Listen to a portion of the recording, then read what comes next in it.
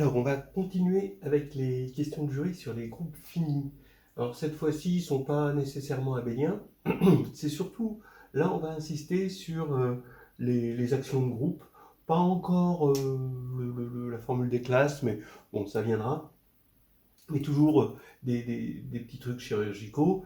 Si H est un sous-groupe de G, et si l'action à gauche de H sur G sur H est triviale, alors H est distingué dans G. C'est même une condition nécessaire et suffisante. Mais dans ce sens-là, c'est très utile. Alors, qu'est-ce que ça veut dire l'action de H sur G sur H? Eh bien, ça veut dire que quand on a une classe, d'accord, donc GH, d'accord, eh bien, on peut agir, de toute façon, G, le groupe G tout entier, agit à gauche, on dit que c'est par translation, sur G sur H, c'est-à-dire un élément G' va agir sur GH par G', GH égale G', G grand H. Voilà, c'est de l'associativité finalement. Donc en fait, on va surtout regarder l'action de H sur G sur H. Alors, regardons, elle est triviale. Ça veut dire que quel que soit petit h, H agit trivialement. Ça veut dire que quel que soit petit g, H sur GH est égal à GH, tout simplement. D'accord? Donc c'est pour tout H dans grand H, pour tout G dans grand G. Donc maintenant, je passe le G de l'autre côté, ça fait G-1 H, GH est inclus dans H, ou est égal en fait à H, hein, c'est une égalité cette inclusion en fait, parce que tout est inversible. Et donc en passant le H de l'autre côté, ben, G-1 H, G, vous voyez bien que c'est dans H. Donc ça veut dire que H est stable par automorphisme intérieur, et donc c'est la définition de H distingué. Et la réciproque, elle est claire aussi. Hein, voilà. Alors ça c'est important, et entre autres, vous voyez que on a cet exercice très classique, donc on prend G, un groupe fini, on suppose que P est le nombre premier minimal qui divise l'ordre de G, alors tout sous-groupe d'indice P de G est distingué. Bon. Alors ça, c'est classique quand P égale 2, parce que 2, si c'est 2, s'il est d'indice 2, 2 forcément, il sera minimal. Hein, parce que déjà, il est minimal chez les premiers. Donc, bon, on le sait que tout sous-groupe d'indice 2 est distingué. Voilà. Alors pourquoi? Ça c'est important de savoir pourquoi. Parce que quand on va regarder les classes à gauche, modulo H, eh ben, on regarde les classes petit g, grand H, d'accord? Et quand on regarde les classes à droite, on regarde H, petit g. Et si petit g est dans H, eh ben c'est H dans les deux cas. Si petit g n'est pas dans H, alors c'est pas H. Mais comme il n'y a que deux classes, c'est forcément l'autre dans les deux cas. Donc on a toujours ça, et comme les classes à droite sont égales aux classes à gauche, ça veut dire que H est distingué. Mais là, ce n'est pas le cas, hein. On n'est pas dans le cas P égale 2, où là, c'est un cas particulier qu'il faut savoir bien faire. C'est le cas indice P premier minimal. C'est facile, donc on voit que H, ici, il agit sur G sur H par action à gauche, comme ici. Donc on a H qui s'envoie dans le groupe symétrique, donc le groupe H s'envoie dans le groupe symétrique de G sur H, mais G sur H, il est de cardinal P, donc ici on a SP, mais H ici stabilise la classe de H, c'est-à-dire E. Ah oui, H, quand on multiplie un élément de H par un élément de H, comme c'est un groupe, on reste dans H. Donc ça veut dire que H va dans quelque chose de plus précis que SP, il va dans le stabilisateur de l'élément E. D'accord? Voilà. Et ce stabilisateur, dans SP, si on regarde dans SP, hein, le stabilisateur d'un élément est forcément isomorphe au groupe symétrique des autres éléments. Hein, c'est-à-dire, il est isomorphe à SP-1. D'accord? Donc maintenant, puisqu'on a un morphisme qui va de H vers SP-1, eh ben, qu'est-ce qu'on peut dire de son image? Forcément, son image en cardinal divise l'ordre du groupe, ça c'est le théorème de Lagrange, Et puis, il divise aussi l'ordre du groupe de départ. Et forcément, puisque à cause du théorème d'isomorphisme, hein, que l'image, c'est isomorphe à un quotient, hein, du groupe de départ. Donc, quotient par le noyau, évidemment. Donc, comme il divise les deux, il divise le PGCD, et le PGCD du cardinal de H et du cardinal de SP-1, bah, H, forcément, les diviseurs premiers de H sont plus grands ou égaux à P, et les diviseurs premiers de SP-1 sont plus petits. Hein, donc il n'y a pas de diviseur non trivial, il y a juste 1. Donc in de H, forcément qui divise, est cardinal 1. Donc l'action est triviale, puisque son image est triviale. L'action est triviale, et comme l'action est triviale, on a que H est distingué. C'est assez classique, et ça fait un peu réviser les actions de groupe. Hein. Ça, c'est intéressant, hein, cette action. Elle est valable pour tout groupe. N'importe quel groupe et un sous-groupe, on va avoir cette action. Autre exercice, Blitz. Il est étonnant celui-ci.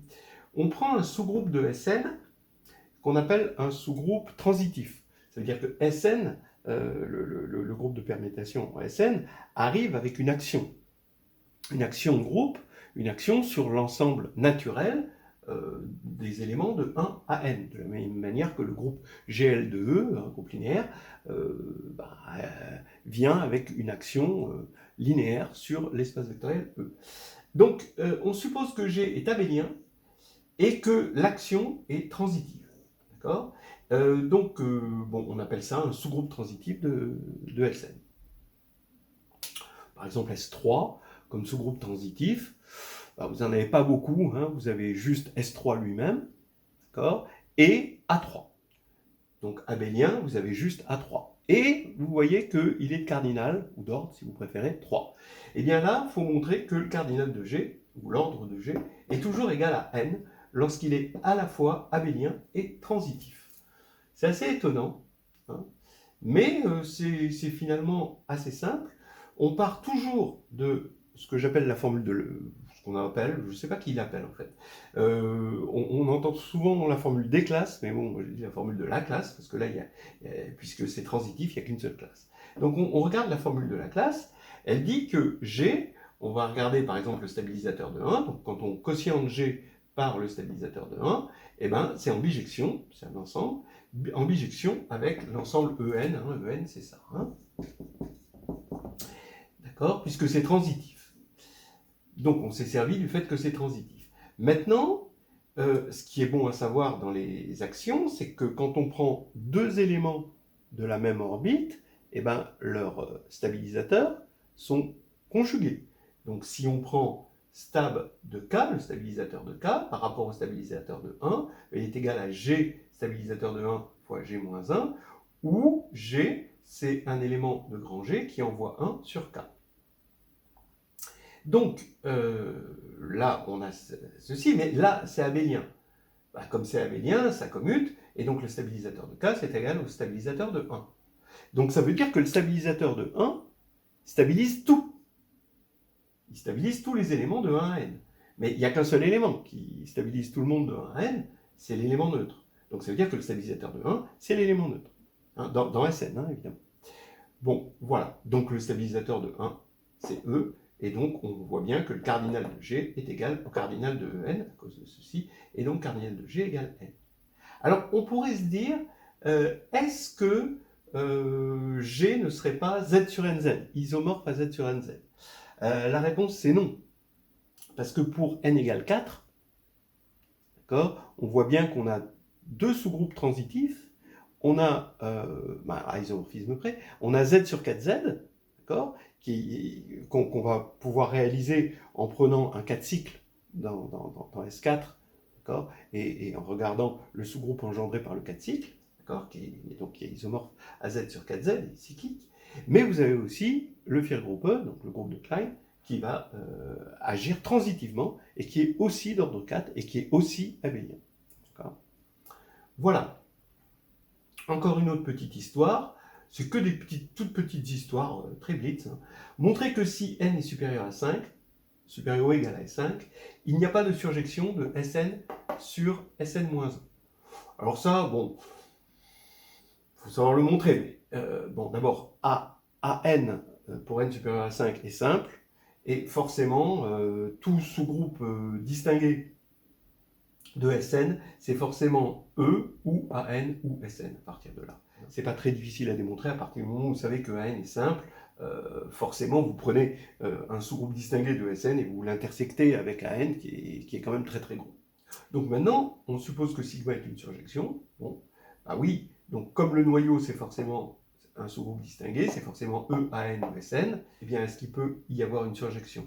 Alors si c'était E, bah, on aurait injectif, comme c'est injectif et surjectif, on aurait un isomorphisme, donc ça c'est pas possible à cause d'une question de cardinaux. AN, bah, là dans ce cas-là, si le noyau c'est AN, on passe au quotient et on a un cardinal 2, d'accord, et qui va être isomorphe à quelque chose de cardinal factoriel n-1, donc ça c'est pas possible parce que n est supérieur à 5, et Sn encore moins. Voilà. Donc il n'y a pas de surjection entre là et là. Alors, entre parenthèses, si n égale 4, il va y avoir une surjection, parce que S4, c'est le groupe, par exemple, c'est le groupe des isométries du tétraèdre, et S4 agit sur les bimédianes du tétraèdre. Comme il y a 6 arêtes, il y a 3 bimédianes, donc bimédiane, donc qui rejoint les milieux hein, des arêtes. Et donc, cette action, elle est transitive. Voilà. Donc, pour n égale 4, ça ne marche pas. Bon, pour n égale 3, bah, oui, parce qu'on prend S3, on le quotiente par A3, et ce qu'on va obtenir, c'est d'ordre 2, donc c'est isomorphe à S2, donc aussi. Donc, il faut vraiment prendre n supérieur à 5. Alors une alternative de ça qu'on peut vous demander, si n est différent de 4, et si Sn, si le groupe Sn agit sur un ensemble à n-1 éléments, donc En-1, donc c'est l'ensemble à n-1 éléments, alors cette action est par involution. Voilà. Donc c'est tout bête, ça veut dire que quand on fait 2 fois l'action par le même élément, eh ben, on retombe sur le même objet. Hein, d'accord, c'est ça une involution. Ben oui, c'est tout bête parce que comme Sn agit sur En-1, le noyau de l'action ne peut pas être E, parce que sinon on aurait une injection de Sn dans Sn-1, et donc forcément le noyau contient AN, donc passe au quotient de AN, et donc on a un morphisme de Sn quotienté par AN, mais Sn quotienté par AN c'est Z sur 2Z. Donc une action de Z sur 2Z c'est forcément une involution. Voilà des petites histoires très très rapides qu'on peut raconter juste en tripotant des actions de groupe, en regardant la transitivité, le noyau de l'action, l'isomorphisme de groupe résultant de l'action. Voilà, c'est des petites techniques qui devraient être de l'ordre du réflexe. Celui-ci est un petit peu plus surprenant peut-être, il n'est pas très typique, mais bon les autres oui. Alors maintenant, on va parler de P-groupe, c'est-à-dire de groupes dont l'ordre est une puissance de P. Et en même temps, eh ben, on va attaquer les P-silo, les petits problèmes de P-silo. Bon, c'est plus au programme P-silo, mais voilà, quoi, c'est souvent que, en tout cas dans une leçon sur les groupes finis, je ne vois pas comment on peut éviter de parler de P-silo et de P-groupe. Hein. Voilà. D'abord, le premier truc, c'est que pourquoi le centre. D'abord, une première question. Pourquoi le centre d'un P-groupe est non trivial? Ça, c'est comme ça qu'on dévisse les P-groupes. Hein, c'est parce qu'ils ont un centre. On peut quotienter par le centre et obtenir un quotient et un centre, etc.